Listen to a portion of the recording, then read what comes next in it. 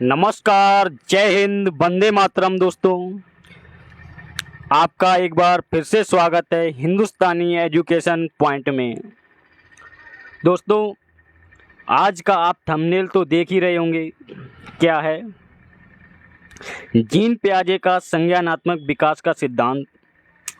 Gene पियाजे, Vygotsky, Kohlberg और चोमास्की ये CTET के फेवरेट पर्सन हैं।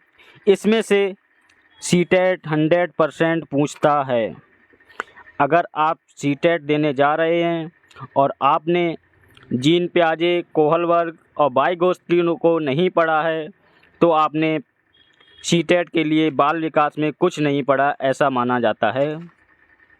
तो अपने 5 नंबर पक्के कर लें।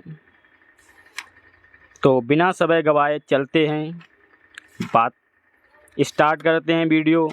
और दोस्तों, अगर आप हमारे चैनल पर नए हैं, वीडियो को देख रहे हैं वीडियो को लाइक करें, चैनल को सब्सक्राइब करें। तो बिना समय गवाए चलते हैं, स्टार्ट करते हैं जीन पियाजे का संज्ञानात्मक विकास का सिद्धांत। तो दोस्तों, जीन पियाजे का संज्ञानात्मक विकास का सिद्धांत। तो जीन पियाजे कहाँ के थे? पहली बात तो स्विस मूल के अमेरिकी मनोवैज्ञानिक। कहाँ के? स्विस मूल के अमेरिकी मनोवैज्ञानिक जीन पियाजे को निम्नलिखित उपभागों का जनक माना जाता है। इनको किस किस का जनक माना जाता है?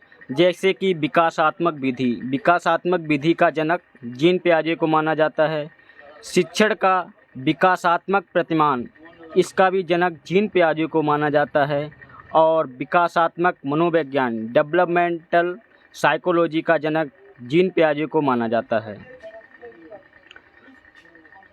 पियाजे ने अपने इस सिद्धांत को प्रतिपादित करने के लिए अपनी एक बेटी तथा अपने एक भतीजे के जन्म से लेकर लगभग 30 वर्ष की उम्र तक प्रतिदिन के आधार पर अध्ययन किया था। जो जीन पियाजे का संज्ञानात्मक विकास का सिद्धांत है, तो उन्होंने अपनी बेटी और भतीजे के ऊपर 30 वर्ष तक उस पर अध्ययन किया था और उनका यह सिद्धांत अत्यधिक लोकप्रिय हो गया कि अल्बर्ट आइंस्टीन ने कहा था कि इतना मुश्किल सिद्धांत इन्होंने इतने आसान शब्दों में बताया है, और जैसे जीनियस ही दे सकता है। इतना कठिन सिद्धांत इतने आसान शब्दों में किसी ने बताया है तो वो जीनियस होगा। तो दोस्तों, जीन पियाजे का विकासात्मक सिद्धांत, इसे हम अपनी भाषा में बहुत सरल शब्दों में बताएंगे आपको। आप वीडियो के लास्ट तक बने रहें। अगर नए हैं तो चैनल को सब्सक्राइब करें, वीडियो पसंद आए तो लाइक करें, शेयर करें। संज्ञानात्मक विकास की प्रक्रिया एवं संरचना क्या क्या है, इसमें देखते हैं। जीन पियाजे ने संज्ञानात्मक विकास की प्रक्रिया में मुख्यतः 2 बातों को महत्वपूर्ण माना है। क्या क्या है? पहला संगठन, दूसरा अनुकूलन।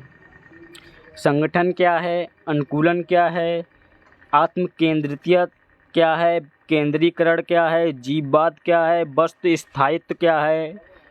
और जीन पियाजे के कुछ ऐसे शब्द जो ज़्यादातर पूछे जाते हैं, जैसे कि स्कीमा, स्कीम्स, अनुकूलन, इनके बारे में बात करेंगे।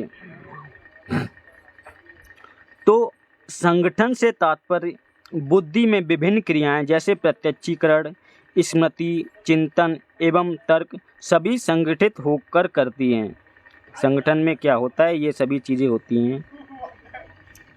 उदाहरण, एक बालक वातावरण में उपस्थित उद्दीपकों के संबंध में उसकी विभिन्न मानसिक क्रियाएं पृथक पृथक कार्य नहीं करती हैं, बल्कि एक संगठित होकर कार्य करती हैं। तो इसके बारे में आपको बताएं। कोई बालक है, वो वातावरण में है,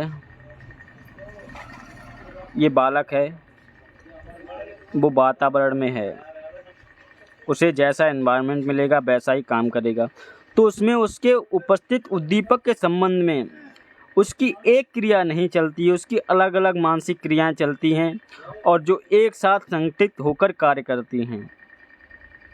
वातावरण के साथ समायोजन करना संगठन का ही परिणाम है। अगर कोई बालक है, ये बालक है और ये एक गार्डन है, उसमें और भी बच्चे खेल रहे हैं, ये बच्चे हैं, तो वह वातावरण के साथ समायोजन करना संगठन का ही परिणाम है, क्योंकि वह एक साथ अनेक मानसिक क्रियाएं चलाएगा जो उसकी संगठित होकर कार्य करेंगी। बिना समायोजन के वो संगठन नहीं कर सकता। संगठन व्यक्ति एवं वातावरण के संबंध को आंतरिक रूप से प्रभावित करती है और अनुकूलन बाह्य रूप से प्रभावित करता है। अनुकूलन की बात की जाए तो अनुकूलन क्या है, इसके बारे में बात करें तो अनुकूलन क्या है। अनुकूलन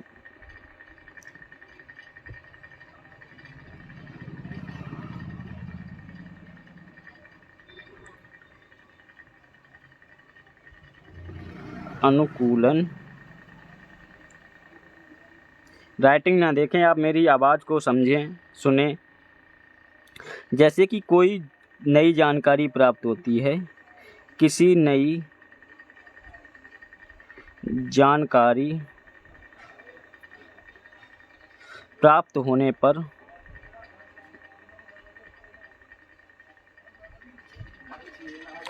कोई नई जानकारी प्राप्त होने पर वर्तमान स्कीमा में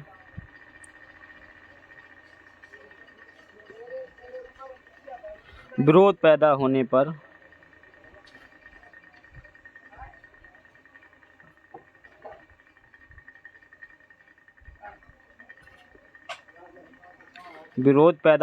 वातावरण के साथ मिलान करने या जानकारी को ढालना।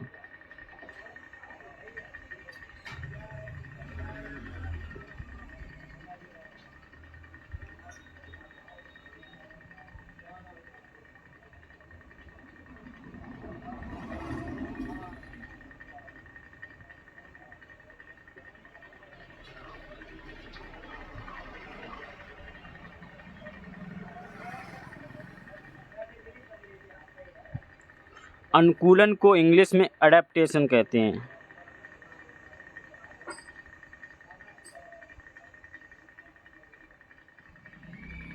जैसे कोई नई जानकारी प्राप्त होती है तो जो पुराना स्कीमा है, स्कीमा किसे कहते हैं, बच्चों की जानकारी जो होती है वो छोटे छोटे टुकड़ों में होती है, जहाँ अंतर और समझ और समानता के आधार पर अपनी जानकारियों का संग्रह कर लेते हैं, उसे स्कीमा कहते हैं।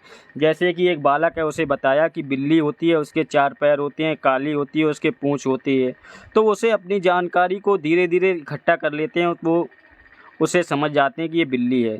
तो कोई नई जानकारी आती है तो स्कीमा में विरोध पैदा करती है। बिल्ली को बता दिया, अब उसने बंदर देखा, बंदर की भी 4 आँखें होती हैं, 4 पैर होते हैं और उसके भी पूँछ होती है, वो भी उसी की तरह चलता है।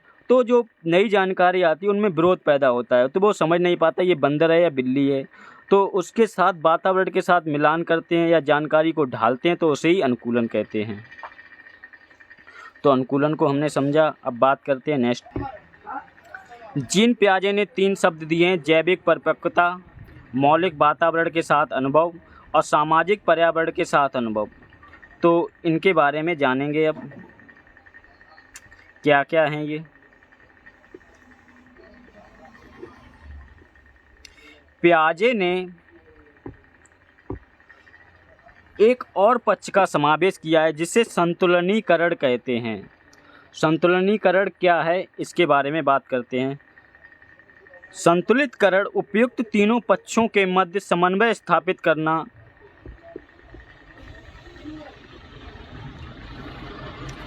इस आधार पर पियाजे ने एक दृष्टिकोण विकसित किया जिसे स्कीमा के नाम से जाना जाता है। स्कीमा क्या है?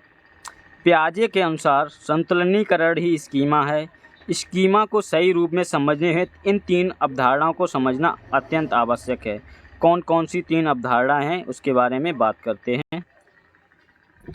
पहला है संतुलनीकरण, यानी कि विकास के लिए संतुलन एक अनिवार्य शर्त है। संतुलन यानी कि आपस में सामंजस्य बिठाए रखना। क्योंकि संतुलन ही जैविक परिपक्वता, भौतिक पर्यावरण और सामाजिक पर्यावरण के साथ समन्वय स्थापित करता है। इसके अभाव में किसी भी प्राणी का विकास संभव नहीं है। जब तक संतुलन नहीं होगा तब तक उसका विकास संभव नहीं है। पियाजे ने संतुलनीकरण को क्या बताया है? पियाजे ने संतुलनीकरण को स्वचालित आरोही प्रक्रिया कहा है। क्या कहा है? स्वचालित आरोही प्रक्रिया कहा है संतुलनीकरण को, जो व्यक्ति के विकास को धीरे धीरे आगे बढ़ाती है। यह संतुलनीकरण ही पियाजे के अनुसार स्कीमा है। स्कीमा की संरचना की ग्रह्यता एक प्रमुख प्रक्रिया। इसके प्रक्रिया में दो तत्व होते हैं। कौन कौन से दो तत्व होते हैं? एक होता है आत्मीकरण। आत्मीकरण क्या होता है इसके बारे में बात करते हैं। और एक होता है आत्मकेंद्रिता और एक होता है आत्मीकरण। तो दोनों के बारे में बात करते हैं। संतुलन को साम्य धारण भी कहते हैं। आत्मीकरण के बारे में बात की जाए, आत्मीकरण को किसी व्यक्ति की वह योग्यता या क्षमता को कहा जाता है जिसके सहयोग से नवीन परिस्थितियों के साथ अपना समन्वय स्थापित करता है। जब कोई नई परिस्थिति उसके साथ आ जाती है तो वो पुरानी जानकारी के साथ नई परिस्थिति के साथ अपना समन्वय स्थापित कर लेता है, उसे आत्मीकरण कहते हैं। अब बात करें समंजन की, तो समंजन क्या है?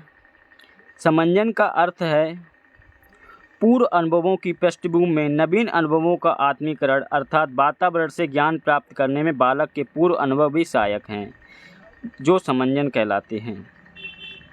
हमने आपको बताया था कि ये एक बिल्ली है।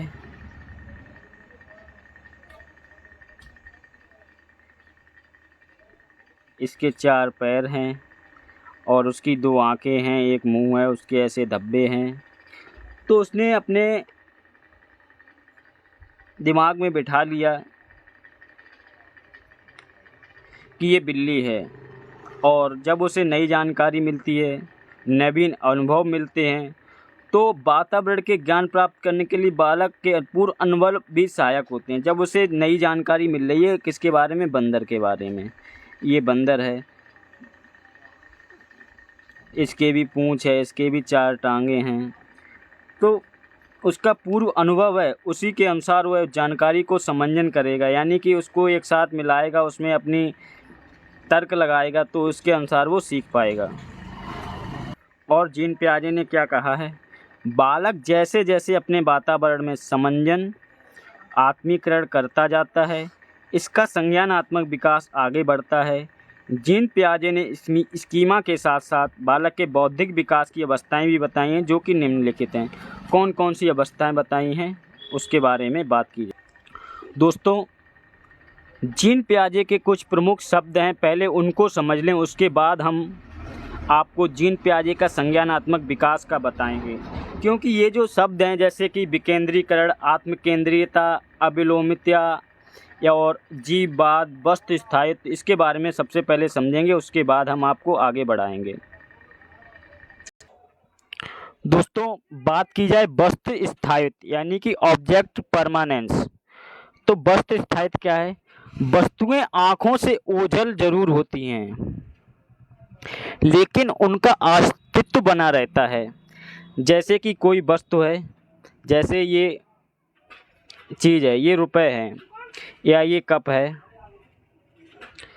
और इसे आपने बच्चे के सामने से गायब कर दिया है, तो उसके आँखों से ओझल तो हो गई, ये बच्चा है, उसके आँखों से ओझल हो गई, लेकिन ये चीज़ बनी रहती है, उसका अस्तित्व बना रहता है, इसे ही वस्तु स्थायित्व कहते हैं। अब बात करते हैं जीववाद पे। तो जीववाद क्या है? अपने आसपास की वस्तुओं, खिलौने, पेड़ पौधे आदि को भ्रमित होकर जीवित समझना बालक में जीववाद का उदाहरण है। जैसे कि आप कोई बच्चा है, जैसे कोई बालक है, ये बच्चा है, इसके सामने ये पेड़ है, ये पेड़ है, इसकी ये शाखाएं हैं। वैसे तो पेड़ जीवित होता है, उसमें जान होती है, लेकिन अगर उसको हम मारते हैं डंडे से तो उसे दर्द नहीं होता होगा, ऐसा माना जाता है। जैसे कि कोई खिलौना है, ये गुड़िया है, ये गुड़िया है,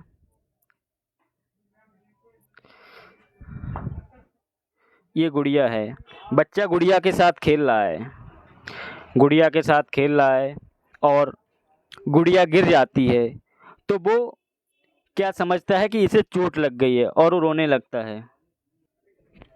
तो दोस्तों, अजीब बात, यानी कि वो समझता है कि इस गुड़िया में जान है, इसे दर्द होता होगा। तो इस जो भ्रम होता है बच्चों में, उसे ही अजीब बात कहते हैं। अब बात करते हैं केंद्रीकरण। केंद्रीकरण क्या है? किसी घटना, वस्तु आदि को किसी एक ही पक्ष तक सीमित रखना केंद्रीकरण कहलाता है। जैसे कि किसी बर्तन की सिर्फ लंबाई पर फोकस करना। जैसे कि ये जो लंबा है, ये जो जग बना है, ये जो लंबा है और ये जो जग है ये चौड़ा है, तो इसमें ज़्यादा पानी आएगा या इसमें? अगर आप बच्चे को कोल्ड ड्रिंक दें तो वो समझेगा ये जो बड़ा है इसमें ज़्यादा आएगा, लेकिन ये जो छोटा है लेकिन इसकी चौड़ाई ज़्यादा है, तो हो सकता है इसमें बराबर बराबर आए, दोनों में इक्वल आए। तो उसमें केंद्रीकरण का अभाव होता है, वो सिर्फ बर्तन की लंबाई पर फोकस करेगा। तो बात करते हैं नेक्स्ट पर, विकेंद्रीकरण। विकेंद्रीकरण क्या होता है? तो दोस्तों, विकेंद्रीकरण क्या है?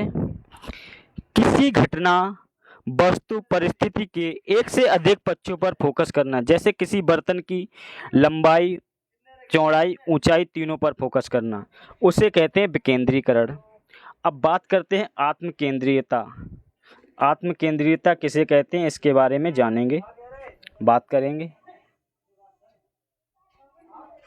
स्वभाव से स्वार्थी बच्चे दूसरे के दृष्टिकोण को नहीं समझ पाते, इसलिए अपने ही बात को सही मानते हैं। उसे क्या कहते हैं? आत्मकेंद्रीयता। वो सिर्फ अपनी बात मानते हैं, अपने को ही सही मानते हैं। आप जाएं भाड़ में, हम सही हैं। कोई छोटा बच्चा होता है, उसे आप देखें, उसे आप अगर खिलौने की दुकान पे ले जाएं और उससे पहले कहें कि मेरे पास सिर्फ 200 रुपये हैं बेटा, तो 200 रुपये तक का ही खिलौना लेना, लेकिन तब तो वो मान जाएगा।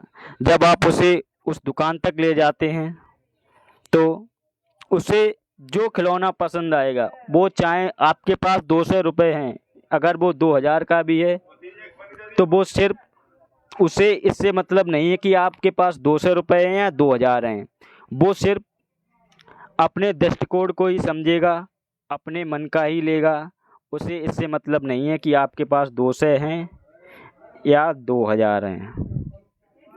वो अपनी बात को मानेगा, उसे आत्मकेंद्रीयता कहते हैं। अब बात करते हैं अविलोमीयता, अपलटावीपन, अनुत्क्रमणशीलता। ये क्या होते हैं? बच्चे द्वारा शुरुआती बिंदु से वापस न आ पाना अविलोमीयता कहलाता है। अविलोमिता क्या कहलाता है? बच्चे द्वारा शुरुआती बिंदु से वापस न आ पाना अविलोमिता। जैसे कि आपने कहा कि 1 2 3 4 5, आपने उसे 5 तक गिनती पढ़ाई।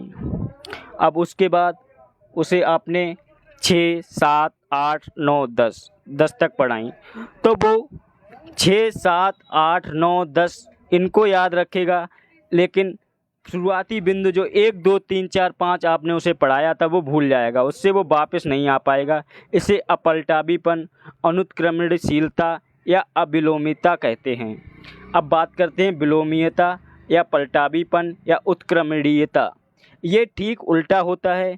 बच्चों का शुरुआती बिंदु से वापस लौट पाने की योग्यता को विलोमीयता कहते हैं। इंग्लिश में बोलें तो the ability to come back to point of origin is called reversibility. यानी कि बच्चा शुरुआती बिंदु से वापस आ जाता है, उसे विलोमीयता कहते हैं। अब बात करते हैं, एक है संरक्षण का अभाव। यह भी अलोमीयता का ही हिस्सा है, लेकिन केवल आकृति में संभव होता है। शुरुआती आकृति में बदलाव होने के कारण बालक द्वारा शुरुआती आकृति भूल जाना। अगर आपने उसे गिलास बना के दिखाया उसने गिलास बनाना सीख लिया। फिर आपने उसे जग बनाना सिखाया।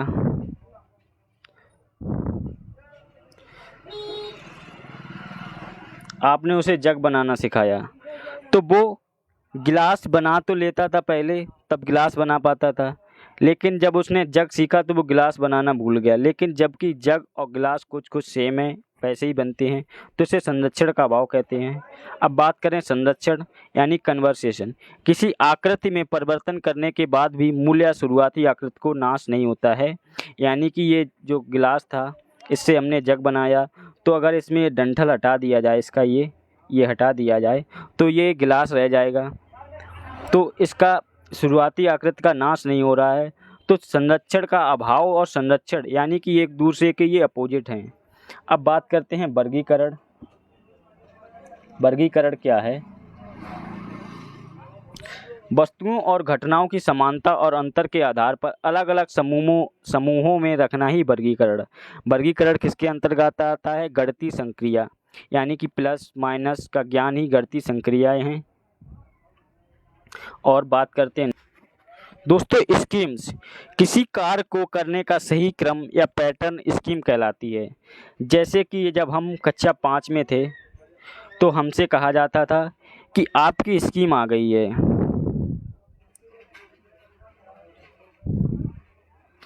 आपकी स्कीम आ गई है, एग्ज़ाम की स्कीम, यानी कि आपका सोमवार से एग्ज़ाम होंगे, उसका टाइम इतना इतना होगा, और मंगल को ये एग्ज़ाम होगा, बुधवार को ये एग्ज़ाम होगा, संडे की छुट्टी रहेगी।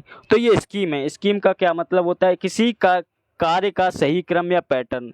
यानी कि पहले हमारा स्कीम क्या है कि हम सुबह उठते हैं, फ्रेश होने जाते हैं, फिर नहाते हैं, पूजा करते हैं, फिर अपने काम पे जाते हैं। तो यही स्कीम कहलाती है। अब बात करें स्कीमा। बच्चे की जानकारियों के छोटे छोटे टुकड़े जहां अंतर और समझ समानता के आधार पर अपनी जानकारियों का संग्रह करता है, उसे स्कीमा कहते हैं। तो स्कीमा क्या कहते हैं, इसके बारे में हमने समझ लिया। जब छोटी छोटी जानकारियों के टुकड़े होते हैं, उसमें अंतर और समझ और समानता के आधार पर जानकारियों का संग्रह कर लेते हैं। यानी कि बिल्ली कैसी है, कुत्ता कैसा है, बंदर कैसा है, इन तीनों में जो अंतर है उसकी जानकारी हो जाए, समझ हो जाए, तो उसे स्कीमा कहते हैं। पियाजे के अनुसार उम्र, परिपक्वता तथा अनुभव बढ़ने के साथ स्कीमा जटिल हो जाती है।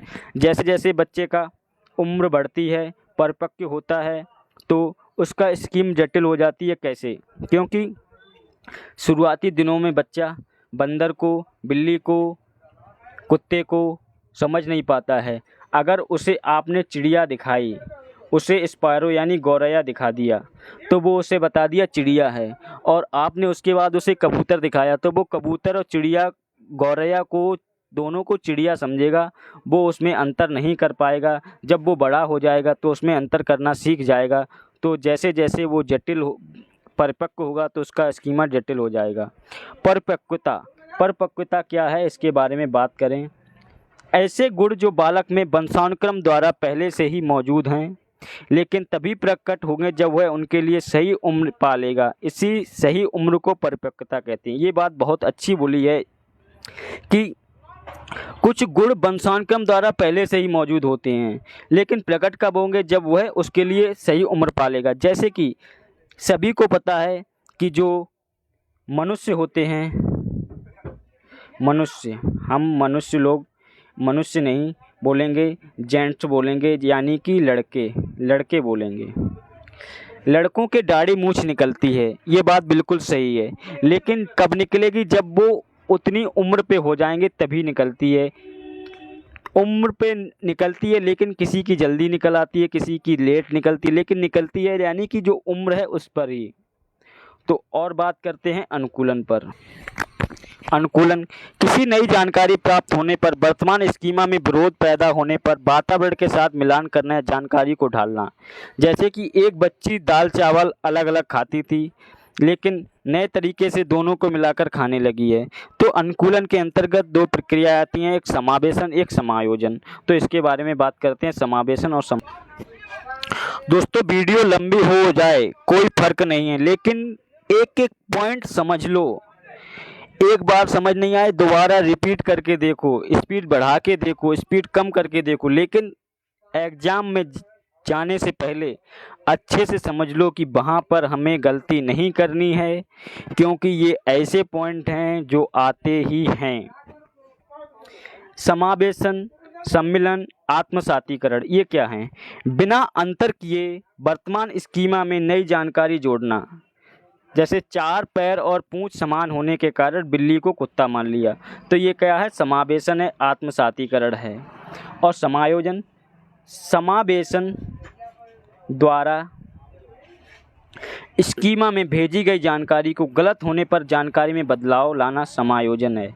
जैसे कि उसको बताया था कि कुत्ते की 4 पूंछ होती हैं, 4 पूंछ नहीं होती हैं, सॉरी, कुत्ते की 4 टांगे होती हैं, 4 लेग्स होते हैं, 1 टेल होती है, 2 आइस होती हैं।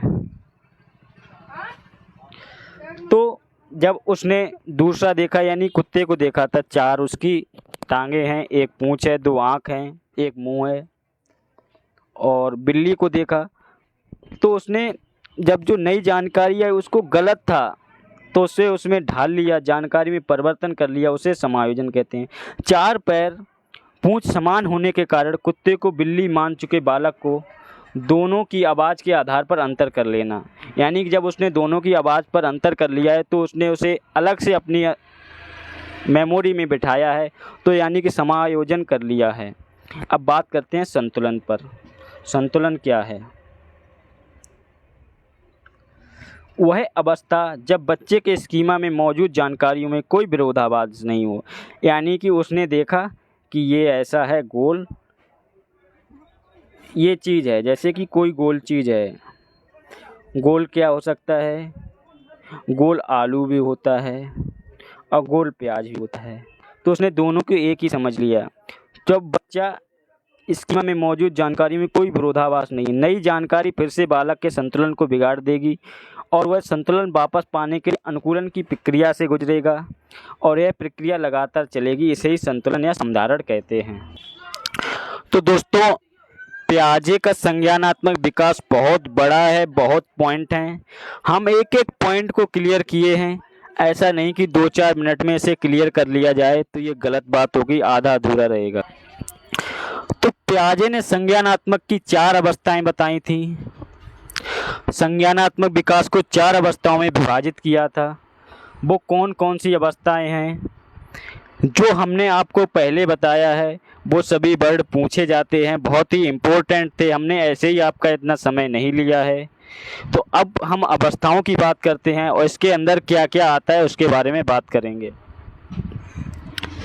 पियाजे ने संज्ञानात्मक विकास को 4 अवस्थाओं में विभाजित किया है। पहली संवेदी पेशी अवस्था, यानी कि सेंसरी मोटर यानी संवेदी पेशी अवस्था। इसका समय काल क्या है? जन्म से 2 वर्ष पहली। और दूसरी है पूर्व संक्रियात्मक अवस्था, ये यानी कि प्री ऑपरेशनल, 2 से 7 वर्ष। तीसरी है मूर्त संक्रियात्मक अवस्था, यानी कि 7 से 12 वर्ष तक। और चौथी है अमूर्त संक्रियात्मक अवस्था, यानी कि फॉर्मल ऑपरेशनल, यानी कि 12 से 15 वर्ष तक। ये एज भी पूछ ली जाती हैं, इनका क्रम भी पूछ लिया जाता है कि पहली कौन सी है, दूसरी कौन सी है, तीसरी कौन सी है, चौथी कौन सी है। और इसके अंतर्गत कुछ पॉइंट आते हैं वो भी पूछे जाते हैं। तो हम 0 से हीरो तक, यानी कि 0 से शिखर तक का एक्सप्लेन करेंगे और पूरा समझाएंगे। तो दोस्तों, सबसे पहले कौन सी है? संवेदी पेशी अवस्था, 0 से 2 वर्ष या जन्म से 2 वर्ष तक। तो इस अवस्था में बालक अपनी संवेदनाओं और शारीरिक क्रियाओं की सहायता से ज्ञान अर्जित करता है। बच्चा जब जन्म लेता है तो उसके भीतर सहज क्रियाएं होती हैं। इन सहज क्रियाओं और ज्ञानेंद्रियों की सहायता से बच्चा वस्तुओं, ध्वनियों, स्पर्श, रसों एवं गंधों का अनुभव प्राप्त करता है। इन अनुभव की पुनरावृत्ति के कारण वातावरण में उपस्थित उद्दीपकों की कुछ विशेषताओं से परिचित होता है। क्या क्या परिचित होता है? इस स्टेज में क्या क्या करता है? वो उसमें कौन कौन से गुण होते हैं इसके बारे में बात करेंगे। तो इस अवस्था में संवेदी पेशी या इंद्रिय जनित या सेंसरी मोटर स्टेज, इसमें पहला क्या होता है, उसमें सबसे पहला क्या होता है, वस्तु स्थायित्व। वस्तु स्थायित्व क्या होता है वो हमने आपको बताया था। वस्तु स्थायित्व का गुण होता है, वस्तु स्थायित्व का गुण होता है उसके अंदर सबसे पहला। और दूसरा क्या होता है, परावर्ती क्रिया। ये किसके अंतर्गत आती हैं, पहली स्टेज यानी कि संवेदी पेशी अवस्था के, परावर्ती क्रिया।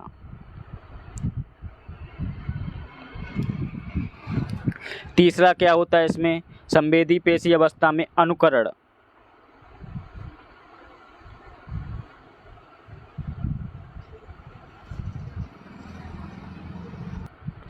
तीसरा क्या होता है, अनुकरण।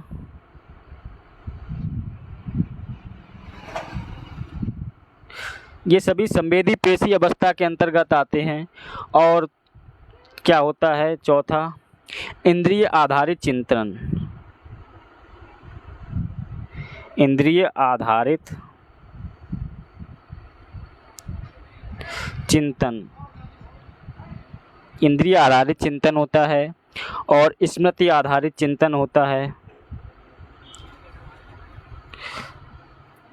स्मृति आधारित चिंतन होता है और प्रतीकात्मक खेल की शुरुआत करता है इसी अवस्था में।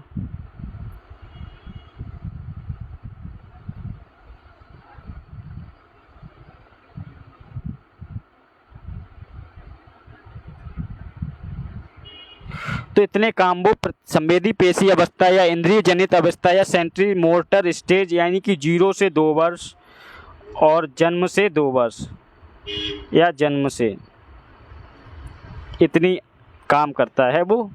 इसके बाद दूसरी अवस्था क्या है, पूर्व संक्रियात्मक अवस्था यानी कि प्री ऑपरेशनल स्टेज। इसका समय क्या होता है, 2 वर्ष से 2 से 7 वर्ष।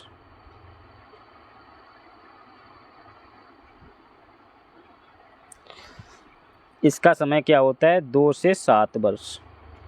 तो इसके बारे में बात करते हैं। इस अवस्था में बालक स्वकेंद्रित व स्वार्थी न होकर दूसरों के संपर्क से ज्ञान अर्जित करता है। वह अब खेल, अनुकरण, चित्र निर्माण तथा भाषा के माध्यम से वस्तुओं के संबंध में अपनी जानकारी अधिकाधिक बढ़ाता है। धीरे धीरे वह प्रतीकों को ग्रहण करता है। इस स्टेज में बच्चा प्लस माइनस, गुणा, इनमें प्रतीक होते हैं, जो चिन्ह होते हैं उनमें अंतर करना सीख जाता है। लेकिन किसी भी कार्य का संबंध तथा तार्किक चिंतन के प्रति अनभिज्ञ रहते हैं। उसे आप बताएंगे 2 + 2 = 4 होते हैं, तो वो प्लस का चिन्ह समझ जाएगा। 2 × 3 = 6 होते हैं तो समझ जाएगा। लेकिन इनका संबंध क्या है, इसका तार्किक क्या है, उसके प्रति वो अनभिज्ञ होता है, उसके बारे में उसे कोई जानकारी नहीं होती है। और क्या बोला है, इस अवस्था में अनुकरणशीलता पाई जाती है। सबसे ज़्यादा बच्चा अनुकरण करता है यानी कि सीखता है अच्छे से, तो इसी में सीखता है 2 से 7 वर्ष तक। इस अवस्था में बालक में अनुकरणों में परिपक्वता आ जाती है। इस अवस्था में प्रकट होने वाले लक्षण 2 प्रकार के यानी 2 भागों में बांटा गया है। कौन कौन से 2 भाग हैं उन, पहला है पूर्व संक्रियात्मक काल, प्री कॉन्सेप्चुअल या सिंबॉलिक फंक्शन सब स्टेज। ये कितना है, ये 2 से 4 वर्ष तक होता है। बालक संकेत या चिन्हों को मस्तिष्क में ग्रहण करते हैं। बालक निर्जीव वस्तुओं को सजीव समझते हैं। जीववाद का जो उदाहरण दिया था हमने आपको, जीववाद जो बताया था, अगर आपसे पूछ लिया जाए जीववाद का उदाहरण किस काल के अंतर्गत आता है, तो वो पूर्व संप्रत्यात्मक काल यानी कि पूर्व संक्रियात्मक अवस्था जो 2 से 4 वर्ष के अंतर्गत आती है, उसमें जीववाद का गुण बच्चे के अंदर पाया जाता है। और क्या होता है, बालक संकेतों एवं भाषा को विकास तेज होने लगता है। संकेत एवं भाषा का विकास तेज होने लगता है। इस स्तर का बच्चा सूचकता विकसित कर लेता है, अर्थात किसी भी चीज़ के लिए प्रतिभा शब्द आदि का प्रयोग कर लेता है। छोटा बच्चा माँ की प्रतिमा रखता है। बालक विभिन्न घटनाओं और कार्यों के संबंध में क्यों और कैसे जानने में रुचि रखते हैं। इस अवस्था में भाषा विकास का विशेष महत्व है। जब बच्चा 2 से 7 वर्ष की ये स्टेज थी, और जब बच्चा 4 साल का हो जाता है, 4 साल का बच्चा हो जाता है, अब बच्चा थोड़ा बड़ा हो गया है तो हमें उसके अनुसार सीखना है। तो जब बच्चा 4 साल का हो गया है तो वो स्कूल भी जाएगा। और बच्चा स्कूल कब जाता है? जब वो बोलने लगता है। आपके घर में कोई बच्चा होगा, उसी से आप सीखें, उसी के अनुसार चले तो आप अच्छे से इनका संज्ञानात्मक विकास समझ पाएंगे। तो इस अवस्था में भाषा विकास का विशेष महत्व है, इसमें वो अच्छे से बोलने लगता है। दूसरा क्या है? अंतःप्रज्ञक काल, अंतःदर्शी अवस्था या अंतःप्रज्ञक काल, इसे 4 से 7 वर्ष तक कहते हैं। बालक छोटी छोटी गणनाओं जैसे घटाना आदि सीख लेता है, संख्या प्रयोग कर लेता है। इसमें क्रमबद्ध तर्क नहीं होता है। और इसमें क्या क्या गुण पाए जाते हैं? इसमें बच्चे में अविलोमिता पाया जाता है। जो अविलोमिता बताया था आपको, वो इसी के अंतर्गत आता है। संरक्षण का अभाव, लैक ऑफ कंजर्वेशन, इसी के अंतर्गत आता है। अतार्किक संबंध इसी के अंतर्गत आता है। आपसे पूछ लिया जाए, कोई बच्चा है वो जग को गिलास, गिलास को जग समझता है, उसमें इसका अंतर नहीं पता कर पाता है, तो वो कौन से काल में? अंतःप्रज्ञक काल है, या पूर्व संक्रियात्मक काल है, या फिर संवेदी पेशी काल है। तो उस ऐसे आपको क्वेश्चन देखने को मिल सकते हैं। तो इसलिए हमने आपको वो शब्द पहले ही बता दिए थे, जैसे कि केंद्रीकरण था, अविलोमिता था, संरक्षण का अभाव था, कृत्रिमवाद था। तो इसलिए आपको वो बताने ज़रूरी थे। तो ये जो एज है 4 से 7 वर्ष होती है, इसमें गणनाओं घटाना आदि सीख लेता है, संख्या प्रयोग करने लगता है। ये मेन पॉइंट थे इसके। अब बात करते हैं मूर्त संक्रियात्मक अवस्था। ये जो मूर्त संक्रियात्मक अवस्था है, इसकी जो एज होती है वो कितनी होती है? इसकी एज होती है 7 से 12 वर्ष। ये जो है 7 से 12 वर्ष इसकी एज होती है। और इस अवस्था में बालक विद्यालय जाना प्रारंभ कर लेता है। और क्या करता है बालक? इस अवस्था में बालक ग्रुप बनाना शुरू कर देता है, अपने सहपाठियों के साथ खेलना पसंद करता है और जाना प्रारंभ कर देता है। वस्तुओं एवं घटनाओं के बीच समानता, भिन्नता समझने की क्षमता उत्पन्न हो जाती है। इस अवस्था में जब बच्चा 7 से यानी 12 वर्ष के बीच में, यानी कि आप मान लो 9 वर्ष का बच्चा है, तो 9 वर्ष का बच्चा काफ़ी बड़ा हो जाता है। तो उसमें बहुत ही जानकारियाँ इकट्ठी हो जाती हैं, उसका भाषा विकास अच्छे से हो चुका होता है। वो गुणा भाग कर लेता है, दशमलव वाले जोड़ घटाव भी कर लेगा, और भी कई जानकारियाँ वो प्राप्त कर लेता है। तो वस्तुओं एवं घटनाओं के बीच समानता, भिन्नता समझने की क्षमता उत्पन्न हो जाती है। इस अवस्था में बालक में संख्या बोध, वर्गीकरण, क्रमानुसार व्यवस्था, किसी भी वस्तु व्यक्ति के मध्य पारस्परिक संबंध का ज्ञान हो जाता है और वह तर्क कर सकता है। आजकल के बच्चे तो ज़्यादा ही होशियार हैं, वो इस एज से पहले ही ये काम करने लगते हैं। यानी कि मध्य पारस्परिक संबंध का ज्ञान, किसी व्यक्ति के मध्य पारस्परिक संबंध का ज्ञान वो पहले से ही कर लेते हैं। और इस एज को मूर्त या ठोस या अनौपचारिक संक्रियात्मक अवस्था भी बोलते हैं। इसे 7 से 11 वर्ष या 7 से 12 वर्ष का समय बोला जाता है।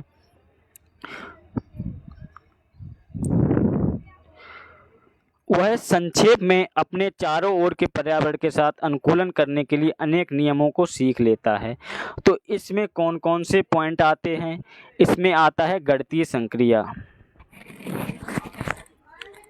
जो गणितीय संक्रिया के बारे में आपको बताया था, वो गणितीय संक्रिया अवस्था होती है, वो इसी एज में आती है। यानी कि अनौपचारिक संक्रियात्मक अवस्था या मूर्त या ठोस अवस्था, यानी कि इसमें विकेंद्रीयकरण होता है। इसी अवस्था में विकेंद्रीयकरण होता है।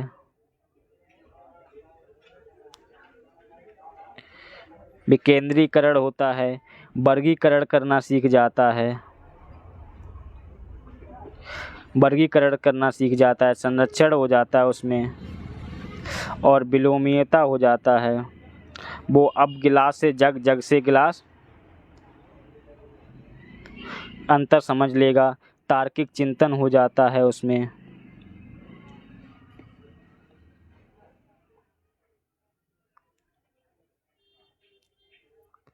तार्किक चिंतन करना लगता है। संख्या, भार और श्रेणी की समझ,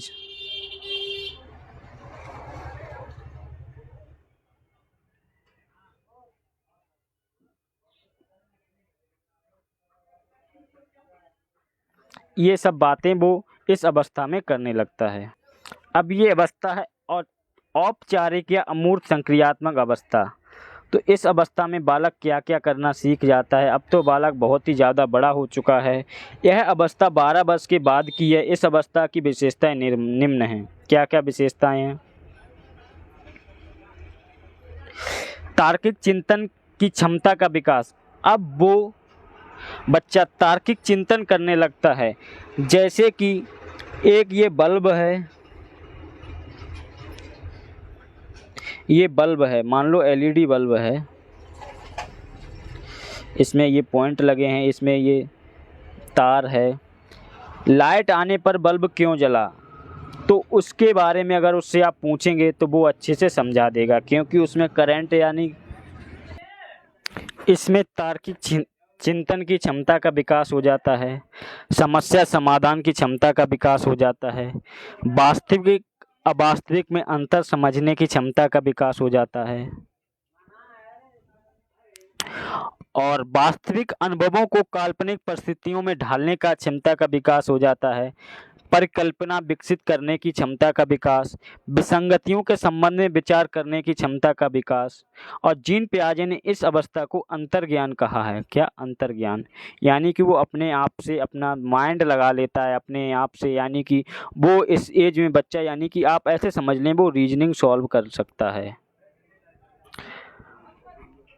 क्योंकि बच्चा काफ़ी बड़ा हो चुका है इसलिए।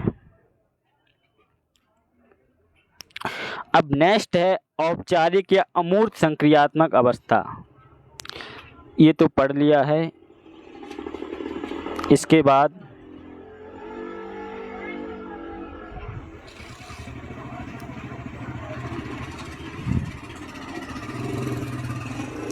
ये जो मुझे पहले ही बताना था मैं भूल गया, स्लाइड्स थोड़ी गलत हो गई। संज्ञानात्मक विकास, यानी कि संज्ञान का अर्थ होता है जानना है, समझना।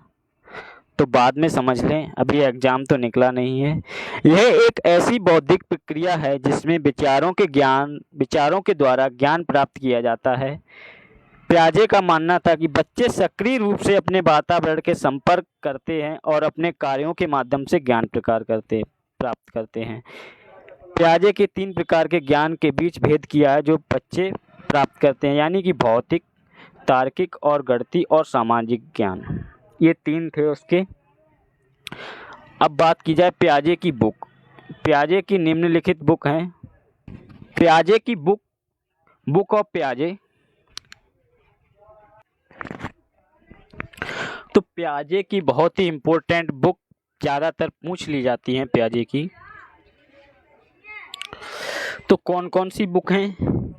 The psychology of the child, ये सबसे पहली पुस्तक है पियाजे की। द साइकोलॉजी एक ये है। द जेनेटिक एपिस्टोमोलॉजी, ये भी एक साइकोलॉजी की ये पुस्तक है, पियाजे की पुस्तक है। और एक पियाजे की पुस्तक और है, कौन सी है वो? The moral judgement of the child.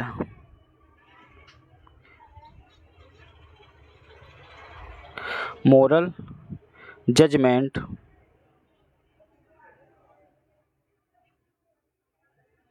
Of the child.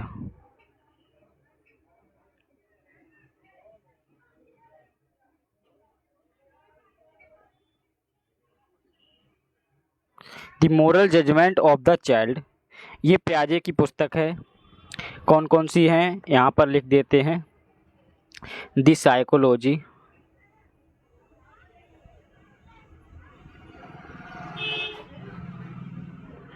of the child. The moral judgment of the child. एक है the language and thought of the child.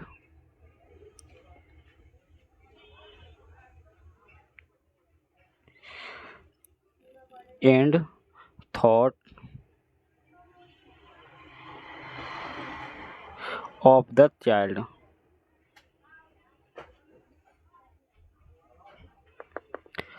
और एक है द साइकोलॉजी ऑफ इंटेलिजेंस.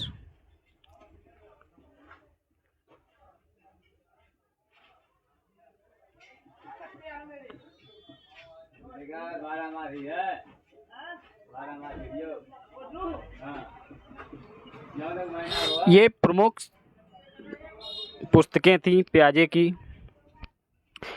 और पियाजे की सबसे पहली पुस्तक,